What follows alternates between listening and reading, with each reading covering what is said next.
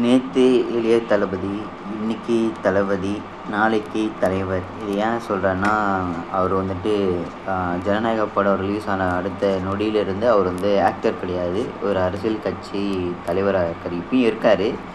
ஆனால் இப்போ வந்து என்ன சொல்லுவாங்கன்னா, ஒரு நடிகர் மற்றும் அரசியல் கட்சி தலைவர்னு சொல்லுவாங்க. ஜனநாயகம் படம் ரிலீஸ் ஆகி முடித்தோடனே அவர் வந்துட்டு படம் நடிக்கிறது இல்லாதனால அவர் வந்துட்டு தாவேகா தலைவர்னு தான் சொல்லி தான் எல்லோரும் சொல்லுவாங்க.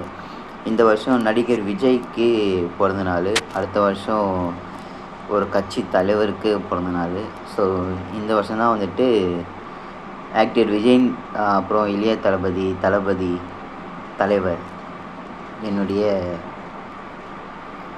உங்களுடைய பல கோடி தொண்டனுக்கு நடுவில், ரசிகனுக்கு நடுவில் நானும் ஒரு சின்ன ரசிகனாக இருக்கிறது எனக்கு ரொம்ப சந்தோஷமாக இருக்குது.